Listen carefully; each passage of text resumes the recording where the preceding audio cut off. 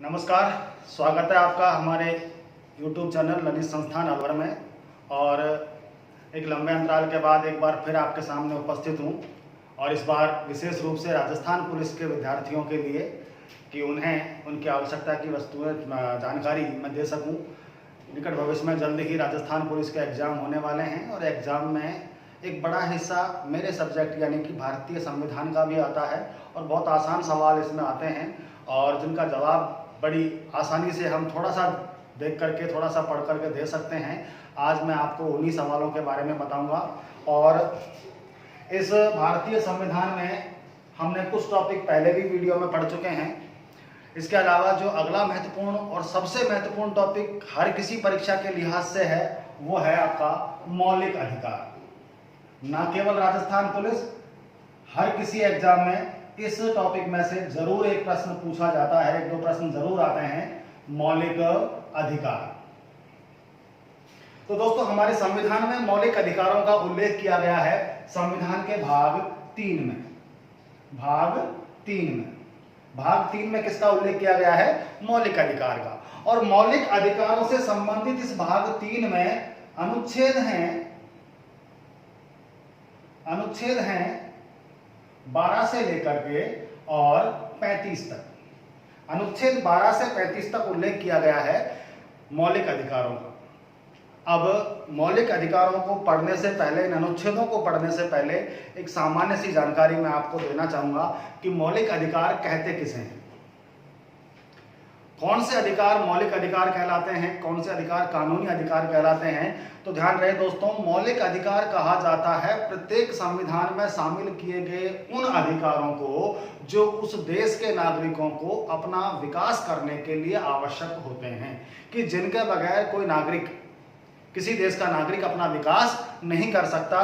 कि भाई ये अधिकार तो न्यूनतम से न्यूनतम चाहिए ही चाहिए, इनके बगैर तो कोई व्यक्ति आगे बढ़ ही नहीं सकता, अपना विकास कर ही नहीं सकता। उन अधिकारों को कहा जाता है मौलिक अधिकार। ये अलग बात है कि अलग अलग देशों में न्यूनतम आवश्यकताओं वाले अधिकार अलग अलग हो सकते हैं। जैसे हमारे देश में जाति प्रथा थी, जाति के आधार पर भेदभाव था, तो समानता के अधिकार को मौलिक अधिकारों में शामिल किया गया, ये मौलिक अधिकार है। लेकिन कई देश ऐसे भी हैं जहां इस तरह की बातें नहीं हैं, जाति पर आधारित समाज नहीं है, तो वहां समानता के अधिकार की जरूरत नहीं होगी। तो वो न्यूनतम से न्यूनतम अधिकार, वो छोटे से छोटे अधिकार, वो कम से कम अधिकार जो किसी मनुष्य को अपना विकास करने के लिए चाहिए होते हैं, कहलाते हैं मौलिक अधिकार। अब मौलिक अधिकारों की शुरुआत कहां से होती है, कौन से देश में सर्वप्रथम इन पर चर्चा की गई? तो दोस्तों सबसे पहले मौलिक अधिकार चर्चा में आए थे ब्रिटेन में। कहां आए थे? ब्रिटेन में। ब्रिटेन में बात है सन 1215 ईस्वी की। 1215 ईस्वी में ब्रिटेन के राजा हुआ करते थे जॉर्ज। और जॉर्ज के समय, उस समय ब्रिटेन में 3 तरह के लोग हुआ करते थे। एक तो होते थे जो राज परिवार से संबंधित होते थे, और एक होते थे जो राज परिवार की सेवा करते थे, बाकी के होते थे आम लोग, किसान हैं, मजदूर हैं, ये सब आम लोग होते हैं। तो उस जमाने में जो ब्रिटेन के राजा ने अधिकार दे रखे थे वो केवल और केवल कुलीन परिवार यानी कि राज परिवार के लोगों को, और जो उनके नौकरशाह थे उन्हीं के पास थे। आम लोगों के पास कोई मौलिक अधिकार, कोई अधिकार जैसी चीज नहीं थी। तो उन आम लोगों ने, उन मजदूरों और उन किसानों ने राजा के सामने अपनी एक मांग रखी कि भाई हमें भी कुछ मौलिक अधिकार, हमें भी कुछ मूलभूत अधिकार दिए जाएं। और उनकी मांग के मद्देनजर 1215 ईस्वी में ब्रिटेन के राजा जॉर्ज के द्वारा आम नागरिकों को कुछ अधिकार एक कागज पर लिख करके दिए थे। तो यहीं से माना जाता है मौलिक अधिकारों का जन्म, कि आम आदमी के लिए भी, आम जनता के लिए भी, आम नागरिकों के लिए भी कुछ अधिकार होते हैं। और उस कागज को नाम दिया गया मैग्ना कार्टा। क्या नाम दिया गया? Magna carta. और मैग्ना कार्टा का हिंदी अर्थ होता है अधिकार पत्र। क्या होता है? अधिकार पत्र। दोस्तों एक बार फिर देखते हैं, मौलिक अधिकारों का जन्म ब्रिटेन में हुआ। कब हुआ? 1215 ईस्वी में हुआ। मौलिक अधिकारों के जन्मदाता ब्रिटेन के राजा जॉर्ज किसकी मांग पर? आम लोगों की मांग पर अधिकारों की मांग की, अधिकार कागज पर लिख करके दिए और उस कागज को क्या कहा गया? Magna carta. और मैग्ना कार्टा का हिंदी अर्थ क्या होता है? अधिकार पत्र। इसीलिए भारतीय संविधान के इस भाग 3 को भारतीय संविधान का मैग्ना कार्टा यानी कि अधिकार पत्र कहा जाता है। दोस्तों बात हुई जन्म की। जन्म तो ब्रिटेन में हुआ, लेकिन मौलिक अधिकार सबसे पहले किस संविधान में लिखे गए? ये थोड़ा सा कंफ्यूजिंग सवाल है। कई सारे लोग, कई सारी किताबें इनको गलत तरीके से पढ़ाती हैं। देखिए, दुनिया का पहला लिखित संविधान जैसा कि आप जानते हैं अमेरिका का, लेकिन मौलिक अधिकारों को सबसे पहले शामिल किया गया फ्रांस के संविधान में।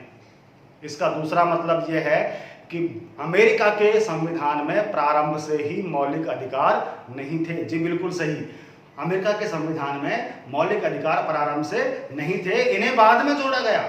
अमेरिका के संविधान में पहला संशोधन हुआ था 1791 ईस्वी में, और उस संशोधन के द्वारा मौलिक अधिकारों का समावेश किया गया था। इसी बीच अमेरिका के संविधान लागू होने से पहले संविधान संशोधन के बीच में ही फ्रांस का संविधान बनकर के लागू हो गया था, जिसमें प्रारंभ से ही मौलिक अधिकार थे। तो मौलिक अधिकारों का जन्म तो ब्रिटेन में हुआ, लेकिन मौलिक अधिकार चूंकि ब्रिटेन में संविधान लिखित नहीं है, इसलिए हम उनको शामिल नहीं मानेंगे। सबसे पहले लिखित संविधान में किसमें शामिल किए गए थे? फ्रांस के संविधान में।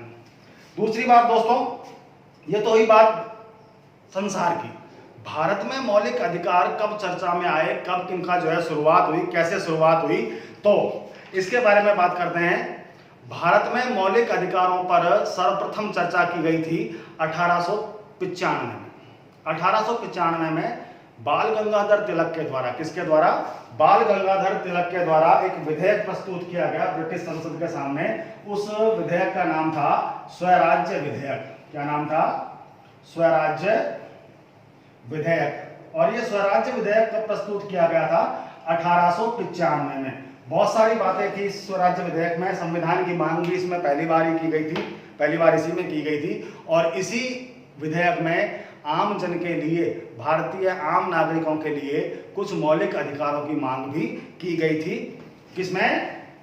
1895 के बाल गंगाधर तिलक के द्वारा पेश किए गए स्वराज्य विधेयक में। तो भारत में मौलिक अधिकारों की सर्वप्रथम चर्चा, सर्वप्रथम मांग, सर्वप्रथम औपचारिक मांग किसके द्वारा की गई थी? बाल गंगाधर तिलक के द्वारा की गई थी। बाल गंगाधर तिलक ने किसमें ये मांग रखी थी अपनी? तो उन्होंने स्वराज्य विधेयक में रखी थी। और कब रखी थी? 1895 में। लेकिन मौलिक अधिकारों की जो मांग है उसे आगे बढ़ाया एनी बीसेंट के द्वारा। किसके द्वारा? Any Besant. Any Besant, any Besant एक महिला है जो कि आयरलैंड की निवासी थी। इन्होंने एक आंदोलन चलाया था भारतीय नागरिकों के लिए, और ये चलाया था 1915 में। और इस आंदोलन का नाम था होम रूल आंदोलन। कौन सा आंदोलन? होम रूल आंदोलन। और इस होम रूल आंदोलन में इनके द्वारा मौलिक अधिकारों की मांग बड़े स्तर पर की गई, और अंग्रेज सरकार के कानों तक इस बात को पहुंचाया कि भारतीय जनता को भी अब कुछ मौलिक अधिकार दिए जाने चाहिए, तभी भारतीय लोग अपना विकास कर पाएंगे। सर्वप्रथम मांग बाल गंगाधर तिलक के द्वारा 1895 में, मांग को आगे बढ़ाया 1915 में एनी बीसेंट के द्वारा भारतीय राष्ट्रीय कांग्रेस ने। भारतीय राष्ट्रीय कांग्रेस के द्वारा मौलिक अधिकारों की सर्वप्रथम मांग की गई थी 1927 में। कब दोस्तों? 1927 में। 1927 में कांग्रेस का अधिवेशन हो रहा था मद्रास में। कहां हो रहा था? मद्रास में। और इस मद्रास अधिवेशन की अध्यक्षता की थी M.A. अंसारी के द्वारा। किसके द्वारा? M.A. अंसारी, मुख्तार अहमद अंसारी। अच्छा, इनके बारे में एक लाइन। मुख्तार अहमद अंसारी वो एकमात्र व्यक्ति जिन्होंने भारतीय राष्ट्रीय कांग्रेस की भी अध्यक्षता की थी, और बाद में ये मुस्लिम लीग में चले गए थे कांग्रेस छोड़ करके। तो मुस्लिम लीग के अधिवेशन की भी इन्होंने अध्यक्षता की थी। तो 1927 में कांग्रेस के मद्रास अधिवेशन में मुख्तार अहमद अंसारी की अध्यक्षता में इस अधिवेशन में यह विधेयक पास किया गया कि मौलिक अधिकारों की मांग हमें अब करनी है। तो कांग्रेस के द्वारा मौलिक अधिकारों की मांग सर्वप्रथम 1927 में की गई थी। दोस्तों हम पढ़ रहे थे कि मौलिक अधिकार कैसे कैसे आए। सबसे पहले मौलिक अधिकार का जन्म ब्रिटेन में हुआ था 1215 ईस्वी में, राजा जॉर्ज के समय। उन्होंने कुछ अधिकार कागज पर लिख करके दिए थे। उस कागज को नाम दिया गया मैग्ना कार्टा, और मैग्ना कार्टा का हिंदी अर्थ होता है अधिकार पत्र, और इसीलिए भारतीय संविधान के भाग 3 को भारतीय संविधान का मैग्ना कार्टा कहा जाता है। फिर मौलिक अधिकार सबसे पहले कौन से संविधान में लिखे गए? तो लिखे गए थे ये फ्रांस के संविधान में। फ्रांस का संविधान वो पहला संविधान है जिसमें मौलिक अधिकार प्रारंभ से ही शामिल थे, शुरुआत से शामिल थे। भारत में मौलिक अधिकार की चर्चा कब शुरू हुई? तो भारत में मौलिक अधिकार की चर्चा शुरू होती है 1895 के स्वराज्य विधेयक में। इस विधेयक को पेश किया था बाल गंगाधर तिलक ने। भारत में मौलिक अधिकारों की मांग को आगे बढ़ाया श्रीमती एनी बिसेंट ने, जो कि आयरलैंड की निवासी थी, भारतीयों के लिए कार्य कर रही थी, भारत में रहकर के भारतीयों के लिए अंग्रेज सरकार के विरुद्ध आंदोलन कर रही थी। और उन्होंने बहुत सारी मांगों को लेकर के एक आंदोलन चलाया था जिसका नाम था होम रूल आंदोलन, और उस होम रूल आंदोलन की एक मांग मौलिक अधिकार भी थी। लेकिन भारतीय राष्ट्रीय कांग्रेस के द्वारा मौलिक अधिकारों की मांग 1927 के मद्रास अधिवेशन में मुख्तार अहमद अंसारी की अध्यक्षता में की गई थी। तो दोस्तों, ये था आपका मौलिक अधिकारों का छोटा सा इतिहास। बहुत महत्वपूर्ण टॉपिक है मौलिक अधिकार। आप पढ़ेंगे आपको लगेगा कि बहुत मुश्किल भी नहीं है, बहुत आसान टॉपिक भी है। अब आगे चलते हैं मौलिक अधिकारों में।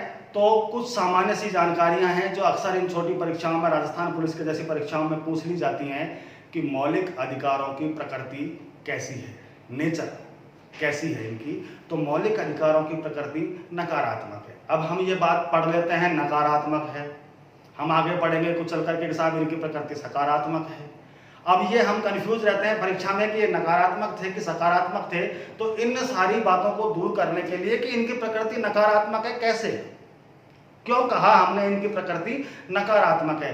तो दोस्तों ध्यान रहे, हमारे देश के मौलिक अधिकार जो हैं वो निषेधात्मक हैं, रोक लगाते हैं, वो रोक लगाते हैं कि कोई आपके प्राणों का हनन नहीं कर सकता। नेगेटिव सेंटेंस बनता है प्रत्येक अधिकार के आखिर में। कोई आपके साथ जाति, धर्म, लिंग, जन्मस्थान के आधार पर भेदभाव नहीं कर सकता। सरकारी नौकरियों में आपके साथ कोई भेदभाव नहीं किया जाएगा। इनके आखिरी में नेगेटिव सेंटेंस बनता है नहीं, ना, कौन। इसलिए इन्हें क्या कहा जाता है? नकारात्मक प्रकृति का कहा जाता है। इनकी प्रकृति कैसी है? नकारात्मक है। दूसरी बात, मौलिक अधिकार वाद योग्य हैं। मौलिक अधिकार वाद योग्य है, अर्थात अगर इनका उल्लंघन हो रहा हो तो हम न्यायालय की शरण ले सकते हैं, न्यायालय के द्वारा इन्हें फिर से लागू करवा सकते हैं। अगर कोई मौलिक अधिकारों का हनन कर रहा है, कोई हमारे मौलिक अधिकारों को छीन रहा है, कोई हमारे मौलिक अधिकार को कम कर रहा है, कोई हमारे मौलिक अधिकार का उल्लंघन कर रहा है, तो हम न्यायालय में जाकर के उस व्यक्ति, उस संस्था, उस सरकार के विरुद्ध जाकर के न्यायालय में केस दायर कर सकते हैं। इसलिए इन्हें कहा जाता है कि ये वाद योग्य हैं। लेकिन यहां पर भी एक बात है कि जो चीज संविधान में लिखी हुई है वो तो प्रत्येक शब्द, प्रत्येक अक्षर, प्रत्येक लाइन वाद योग्य होनी चाहिए। संविधान में लिखा हुआ है, फिर इसके लिए स्पेशली क्यों कहा कि ये वाद योग्य हैं? पूरा संविधान ही, संविधान का एक एक अक्षर ही वाद योग्य होना चाहिए, और है भी। तो फिर केवल मौलिक अधिकारों को ही वाद योग्य क्यों कहा गया? तो दोस्तों यहां पर भी एक वो है, सवाल है कि हमारे संविधान के भाग 4 में और 4 में जो बातें हैं, जैसे कि हमारा नीति निर्देशक तत्व हैं भाग 4 में, और हमारे कर्तव्य हैं भाग 4 में, ये वाद योग्य नहीं है। संविधान में हैं लेकिन इनका पालन करना जरूरी नहीं है, और उसी से मिलती जुलती बातें हैं किसमें? अधिकारों में। इसलिए अधिकारों के लिए स्पेशली कहा जाता है कि ये वाद योग्य हैं। हालांकि पूरा संविधान भाग 4 और भाग 4 को छोड़ करके पूरा संविधान ही वाद योग्य है, लेकिन मौलिक अधिकार भी कैसे हैं? वाद योग्य हैं। भाग 4 और भाग 4 वाद योग्य नहीं है। अच्छा, एक और सवाल कि मौलिक अधिकार कितने थे और कितने हैं? तो प्रारंभ में हमारे देश में संविधान जब बनाया गया था तो मौलिक अधिकारों की संख्या रखी थी कितनी? 7। लेकिन वर्तमान में 7 नहीं है, ये कितने हैं? 6। तो कहां गया एक मौलिक अधिकार, कैसे कम हो गया? तो हमारे मौलिक अधिकारों में 6 नंबर का मौलिक अधिकार था संपत्ति का अधिकार। कौन सा? संपत्ति का अधिकार।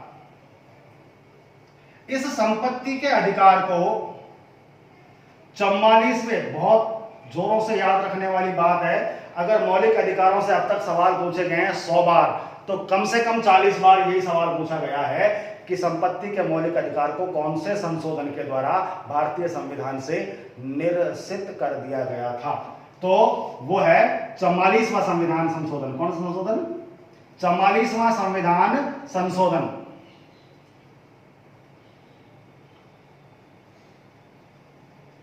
44वां संविधान संशोधन। और ये संशोधन कब हुआ था, ये भी एक सवाल है। तो ये हुआ था 1978 में।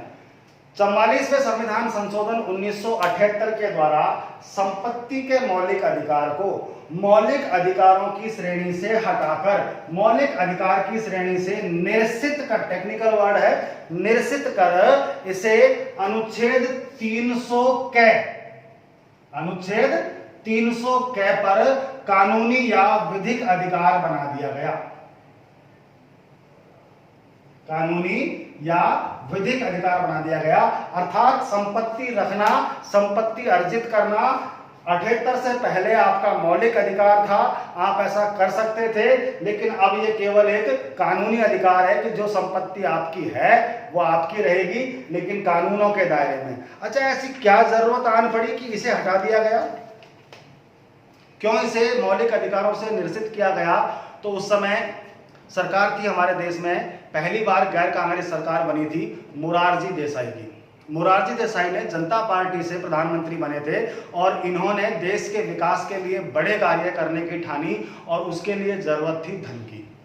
धन के अलावा दूसरी जरूरत थी कि विकास करने के लिए जगह चाहिए, स्थान चाहिए, भूमि चाहिए। तो जब संपत्ति रखना हमारा मौलिक अधिकार है, मान लीजिए यहाँ से कोई रोड निकलना है या रेलवे लाइन निकलनी है या बांध बनाना है, आगे मेरा मकान आ गया, मेरा खेत आ गया, और अगर मेरा संपत्ति रखना मेरा मौलिक अधिकार है, तो मैं सरकार को मना कर सकता हूँ कि मैं तो मेरा खेत को, मेरी जमीन को, मेरे मकान को आपको नहीं दूंगा, आपको रोड निकालना है, साइड से निकाल ले जाओ। तो क्या विकास संभव है? दूसरी बात, सरकार को लगाना था इनकम पर टैक्स, क्योंकि विकास के लिए केवल जगह की जरूरत नहीं, पैसे की भी जरूरत है। और इनकम पर टैक्स लगाने के लिए, जब संपत्ति रखना मेरा मौलिक अधिकार है, मैं धन अर्जित कर सकता हूं, मेरा मौलिक अधिकारों में शामिल है, तो आप मेरे से संपत्ति पे या मेरे धन पर या मेरी इनकम पर टैक्स कैसे ले सकते हैं? तो इन दोनों बातों के मद्देनजर रखते हुए मोरारजी देसाई ने 44वें संविधान संशोधन 1978 के द्वारा संपत्ति के अधिकार को मौलिक अधिकारों की श्रेणी से हटा करके इसे कानूनी अधिकार बना दिया। और एक आपने विवाद सुना होगा, केशवानंद भारती बनाम केरल राज्य विवाद। इस विवाद में भी जो है 73 में इसका डिसीजन आ चुका था कि सरकार जो है संपत्ति को अपने पास रख सकती है, सरकार जो है संपत्ति को जब्त कर सकती है। तो उस चक्कर में इस अनुच्छेद को हटा करके मौलिक अधिकारों से और संपत्ति को अपने पास रखने के लिए या विकास कार्यों को आगे बढ़ाने के लिए या जनता से इनकम पर टैक्स लेने के लिए, नागरिकों से इनकम पर टैक्स लेने के लिए मोरारजी देसाई सरकार ने 44वें संविधान संशोधन 1978 के द्वारा संपत्ति के मौलिक अधिकार को निरसित करके इसे कानूनी या विधिक अधिकार बना दिया। और इसीलिए जो अधिकार हमारे 7 हुआ करते थे, अब कितने रह गए? घट करके 6 मौलिक अधिकार रह गए हैं। वर्तमान में भी हमारे देश में अधिकारों की संख्या 6 है। आगे चलते हैं दोस्तों। भाग 3 में वैसे तो अनुच्छेदों की संख्या 12 से शुरू हो जाती है और 35 तक चलती है, लेकिन मौलिक अधिकारों का उल्लेख अनुच्छेद 14 से लेकर के 32 तक ही किया गया है। भाग 3 में वैसे तो अनुच्छेद कितने हैं? 12 से लेकर के 35 तक, लेकिन मौलिक अधिकार जिन अनुच्छेदों में लिखे गए हैं वो अनुच्छेद हैं 14 से लेकर के 32 तक। इसका तात्पर्य यह हुआ कि 12-13 में कुछ और लिखा हुआ है और 33, 34, 35 में भी कुछ और लिखा हुआ है। तो पहले हम 12-13 का देख लेते हैं कि इसमें क्या लिखा हुआ है। सबसे पहले चलते हैं अनुच्छेद 12 की ओर। अनुच्छेद 12, अनुच्छेद 12 में लिखी हुई है राज्य की परिभाषा। कौन से अनुच्छेद में? 12 में। राज्य की परिभाषा क्यों जरूरत आन पड़ी राज्य की परिभाषा लिखने की? तो देखिए, हमारे देश में एक भाषा संबंधी विकार है, और विकार यह है कि हम राजस्थान को राज्य कहते हैं, हम पंजाब, हरियाणा, गुजरात, मध्य प्रदेश, उत्तर प्रदेश को राज्य कहते हैं, जबकि संविधान की भाषा की दृष्टि से, सिद्धांतों की दृष्टि से, भाषा की दृष्टि से राज्य भारत कहलाएगा। भारत राज्य है, पाकिस्तान राज्य है, चीन राज्य है, राजस्थान राज्य नहीं है। अब क्या कारण है कि हम भारत को राज्य नहीं कह रहे हैं, भारत को राज्य कह रहे हैं, राजस्थान को राज्य नहीं कह रहे हैं? तो इसके पीछे कारण है कि किसी भी भूभाग को राज्य कहलाने के लिए इन 3 शर्तों को पूरा करना जरूरी है। पहली शर्त है सरकार, कि उस भूभाग के पास में, उस संस्था के पास में अपनी खुद की सरकार होनी चाहिए। तो इस दृष्टि से अगर हम देखें, तुलना करें कि भारत राज्य है या राजस्थान राज्य है, तो देखिए सरकार भारत के पास है, सरकार जी बिल्कुल है, नरेंद्र मोदी उसके मुखिया हैं। राजस्थान में सरकार है जी बिल्कुल है, अशोक गहलोत उसके मुखिया हैं। दूसरी शर्त है जनसंख्या, कि किसी भी भूभाग को राज्य कहलाने के लिए दूसरी आवश्यक चीज है कि उसके पास अपनी एक निश्चित जनसंख्या होनी चाहिए। क्या भारत के पास अपनी निश्चित जनसंख्या है? जी बिल्कुल है। क्या राजस्थान के पास अपनी कोई जनसंख्या है? जी बिल्कुल है। उपरोक्त तो दोनों शर्तों के आधार पर तो भारत भी क्या कहलाया? राज्य कहलाएगा, तो राजस्थान भी राज्य कहलाएगा। तीसरी शर्त भी ऐसी ही है कि उसके पास क्या होना चाहिए? अपना एक भूभाग होना चाहिए। तो क्या भारत के पास अपना कोई निश्चित क्षेत्रफल है, कोई अपना भूभाग है? जी बिल्कुल है। क्या राजस्थान के पास भी अपना कोई निश्चित भूभाग है, निश्चित क्षेत्रफल है? बिल्कुल है। तो इन तीनों शर्तों के आधार पर तो भारत भी राज्य कहला सकता है और राजस्थान भी राज्य कहला सकता है। लेकिन चौथी और निर्णायक शर्त यह है कि संप्रभुता, जिसके पास संप्रभुता होगी वो राज्य कहलाएगा। तो क्या भारत के पास अपनी संप्रभुता है? वो किसी के दबाव में काम करता है, उसके पास अपनी खुद की मुद्रा है, उसके पास अपनी खुद की सेना है? क्या भारत सरकार किसी भी निर्णय लेने के लिए किसी की ओर देखती है, किसी के अंडर में काम करती है, किसी के दबाव में काम करती है? नहीं, भारत सरकार पूर्णतः संप्रभु सरकार है, पूरी तरह से संप्रभुता है भारत के पास में। लेकिन क्या राजस्थान भी संप्रभु है? नहीं, राजस्थान के पास अपनी कोई खुद की सेना नहीं है, राजस्थान की अपनी कोई अलग मुद्रा नहीं है, राजस्थान किसी दूसरे देश के ऊपर अटैक नहीं कर सकता, आक्रमण नहीं कर सकता। आक्रमण अगर चल रहा है, युद्ध अगर चल रहा है दो देशों के बीच में, तो राजस्थान की सरकार क्या किसी उस देश से समझौता, संधि, युद्ध विराम की घोषणा कर सकती है? नहीं कर सकती। अर्थात राजस्थान जो है वो संप्रभुता नहीं रखता है। और यही कारण है कि संविधान की भाषा की दृष्टि से हम किसे राज्य कहेंगे? भारत को ही राज्य कहेंगे, राजस्थान को राज्य नहीं कहा जाएगा। लेकिन हमारे देश में इस भाषा विकार में राजस्थान को हम राज्य कह देते हैं, पंजाब को हम राज्य कह देते हैं, हरियाणा को हम राज्य कह देते हैं। तो इस भाषा संबंधी विकार को दूर करने के लिए संविधान के अनुच्छेद 12 में लिखा हुआ है कि सैद्धांतिक दृष्टि से अर्थात सिद्धांत की दृष्टि से, सिद्धांतों के अनुसार भारत एक राज्य होगा। लेकिन भारत संघ के लिए पंजाब, हरियाणा, गुजरात, राजस्थान आदि को राज्य कहा जा सकता है। सिद्धांतों के अनुसार तो कौन राज्य है? भारत राज्य है। किंतु भारत संघ के लिए राजस्थान को भी राज्य, पंजाब को भी राज्य, हरियाणा को भी राज्य, उत्तर प्रदेश को भी राज्य कहा जा सकता है। कौन से अनुच्छेद में लिखा हुआ है ये बात? अनुच्छेद 12 में। अनुच्छेद 12 में क्या लिखा हुआ है? राज्य की परिभाषा। और अनुच्छेद 12 में लिखा हुआ है कि सैद्धांतिक दृष्टि से तो भारत एक राज्य होगा, किंतु भारत संघ के लिए पंजाब, हरियाणा, गुजरात, राजस्थान आदि राज्य कहलाएंगे। आगे चलते हैं। मौलिक अधिकार अभी आए नहीं है। अनुच्छेद 13, कौन सा अनुच्छेद दोस्तों? अनुच्छेद 13। और अनुच्छेद 13 में लिखा हुआ है न्यायिक पुनरावलोकन। क्या लिखा हुआ है? न्यायिक पुनरावलोकन। और न्यायिक पुनरावलोकन लिखा है कौन से अनुच्छेद में? अनुच्छेद 13 में। क्या लिखा हुआ है यहां पर? कि भारतीय संसद ऐसा कोई भी कानून नहीं बनाएगी जो मौलिक अधिकारों के विपरीत हो, जो मौलिक अधिकारों के विपरीत हो। अब इसमें न्यायिक पुनरावलोकन कहां से आ गया? तो यहां से गया कि संविधान में लिखा हुआ है कि संसद ऐसा कोई कानून नहीं बनाएगी जो मौलिक अधिकारों के विपरीत हो, मौलिक अधिकारों का उल्लंघन करता हो। अगर बना दिया तो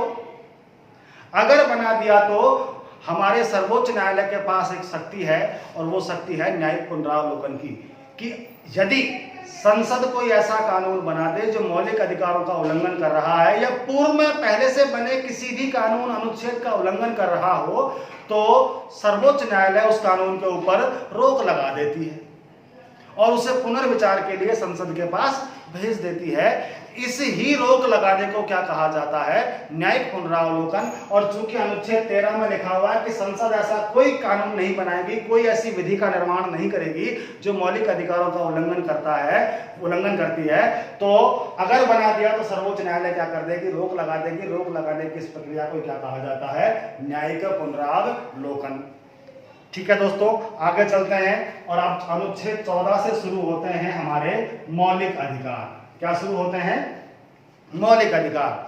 और मौलिक अधिकारों में से एक सबसे बड़ा सवाल, सबसे कंफ्यूजिंग सवाल जो आता है वो ये आता है कि साहब समानता का अधिकार कौन कौन से अनुच्छेदों में वर्णित है, शोषण के विरुद्ध अधिकार कौन कौन से अनुच्छेदों में वर्णित है। और यहाँ पर हम अक्सर भूल कर जाते हैं, गलती कर जाते हैं, और इन सब बातों को हम इस तरह की गलतियां ना करें, इसके लिए मैंने एक छोटी सी ट्रिक बना रखी है, बहुत ही महत्वपूर्ण परीक्षा की दृष्टि से। एक बार आपके समझ में आ गया तो आपको याद हो जाएगा। आपको एक नंबर है 542421। क्या नंबर है? 542421। 542421। इस नंबर को याद कर लेना है बस, इसके अलावा और कुछ भी याद करने की जरूरत नहीं है। अनुच्छेद नंबर क्या है? 542421। 542421। और अगर आपने नंबर याद कर लिया तो एक छोटा सा ट्रिक है, क्षमस्व शोध शिक्षा का संवैधानिक उपचार है। क्षमस्व शोध शिक्षा का संवैधानिक उपचार है। 542421। क्या संख्या है? 542421। 2-4 बार अगर आपने भी बोला मेरे साथ साथ तो आपको एक बार में याद हो जाएगा, बार बार याद करने की जरूरत नहीं पड़ेगी। कौन सा अनुच्छेद कौन से संविधान में कौन से अधिकारों के अंतर्गत आता है, कौन सा अधिकार कौन से अनुच्छेद के अंतर्गत आता है, ये सारी बातें आपको इन दो चीजों से याद हो जाएगी। 542421 क्षमस्व शोध शिक्षा का संवैधानिक उपचार है। किसका उपचार है? शिक्षा का। कैसा उपचार है? संवैधानिक। कौन है उपचार? क्षमस्व शोध। क्षमस्व शोध शिक्षा का संवैधानिक उपचार है, इलाज है। क्या है? इलाज। कैसा इलाज है? संवैधानिक। किसका इलाज है? शिक्षा का। और कौन है इलाज? उपचार कौन है? क्षमस्व शोध। अब देखिए हमें इनसे मौलिक अधिकार कैसे याद होंगे? तो सम का मतलब है समानता का अधिकार। हमारे संविधान में पहला मौलिक अधिकार कौन सा है? समानता का अधिकार। समानता के अधिकार में अनुच्छेद कितने हैं? 5। कितने हैं दोस्तों? 5 अनुच्छेद हैं। अब ये बात आप जानते हैं कि मौलिक अधिकार 14 से लेकर के 32 तक है, यानी कि शुरुआती पहला मौलिक अधिकार कहां से शुरू होएगा? 14 से। तो इसके अंतर्गत 5 अधिकार हैं, तो शुरू कहां से हुआ? 14 से। अब 14, 15, 16, 17 और 18, 14 से लेकर के 18 तक। यहां पर हम कई बार छोटी सी गलती कर जाते हैं कि 14 में 5 जोड़ देते हैं तो 19 हो जाएगा, सारी संख्या सारी गणित गड़बड़ हो जाएगी। इसके लिए हमें 14 से लेकर के और कहां तक? 5 तक। 14, 15, 16, 17, 18। पहला मौलिक अधिकार कौन सा हो गया? समानता का अधिकार, और ये वर्णित है अनुच्छेद 14 से लेकर के 18 तक में। दूसरा मौलिक अधिकार है स्वतंत्रता। स्वतंत्रता का अधिकार। और स्वतंत्रता के अधिकार में कितने अनुच्छेद हैं? 4 अनुच्छेद हैं। 18 तक तो यहां आ चुके थे। दूसरा मौलिक अधिकार है 18 से आगे शुरू होएगा, यानी कि 19 से, और 19, 20, 21, 22, यानी कि 19 से लेकर के 22 तक। ऐसे ही उंगलियों पे गिन गिन के करना है आपको। 19 में 4 नहीं जोड़ने, 23 हो जाएंगे। 19 से लेकर के 22 तक। तीसरा मौलिक अधिकार आता है हमारा शोषण के विरुद्ध। शो से शुरू होता है, शोषण के विरुद्ध अधिकार। और अनुच्छेद कितने हैं दोस्तों? 2। 22 तो यहां आ चुके थे, यानी कि 23वां और 24वां। फिर आता है आपका धार्मिक स्वतंत्रता का अधिकार।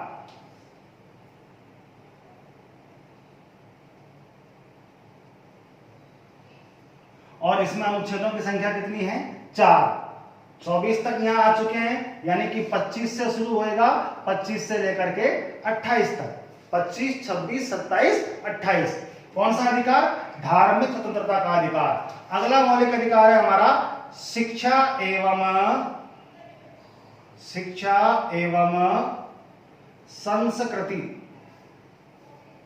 का अधिकार। और दोस्तों इसके अंदर कितने अनुच्छेद हैं? 2। 2 का मतलब 28 तक तो यहां आ चुके हैं, 29 और 30। 29 और 30। अब बचा एक अधिकार, और वो है हमारा कौन सा? संवैधानिक उपचारों का अधिकार। और इसमें अनुच्छेद कितने हैं? केवल 1। लेकिन यहां हमें एक बात ध्यान रखनी है कि इसमें अनुच्छेद आएगा कौन सा? 32वां। क्यों भाई 31वां कहां गया? तो अनुच्छेद 31 में वर्णित था संपत्ति का अधिकार, जिसे हमने 44वें संविधान संशोधन 1978 के द्वारा भारतीय संविधान से निरसित कर दिया था और हटा दिया था। और उसे हमने अनुच्छेद 300 के पर क्या बना दिया था? विधिक या कानूनी अधिकार बना दिया था। तो ये रह गए आपका अधिकार कितने भाई? 6 अधिकार रह गए। मौलिक अधिकारों को याद करने के लिए सबसे महत्वपूर्ण आज की क्लास की जो टॉपिक है, जो बात है, वो है ये लाइन 5-4-2-4-2-1। 5-4-2-4-2-1 समस्व शोध शिक्षा का संवैधानिक उपचार है। सम का मतलब समानता का अधिकार 14 से 18, स्व का मतलब स्वतंत्रता का अधिकार अनुच्छेद 19 से 22, शो का मतलब शोषण के विरुद्ध अधिकार अनुच्छेद 23-24, ध का मतलब धार्मिक स्वतंत्रता का अधिकार अनुच्छेद 25 से लेकर के 28 तक, शिक्षा का मतलब है शिक्षा एवं संस्कृति का अधिकार अनुच्छेद 29 और 30, और संवैधानिक उपचारों का अधिकार अनुच्छेद 32। ठीक है दोस्तों, जय हिंद। क्लास कैसी लगी जरूर बताएं, और लगातार वीडियोस देखते रहें, चैनल को बार बार देखते रहें। अगर कोई टॉपिक एक बार में समझ में नहीं आता है, तो आप उसे 2 बार, 3 बार, 4 बार, जितनी आपकी मर्जी हो, जितनी आपकी श्रद्धा हो, उतनी बार देखें। जरूर आपको किताबों से ज़्यादा अच्छी तरीके से समझ में आएगा, ये गारंटी है इस बात की। लगातार जुड़े रहें, चैनल को अधिक से अधिक सब्सक्राइब करें, लाइक करें। धन्यवाद।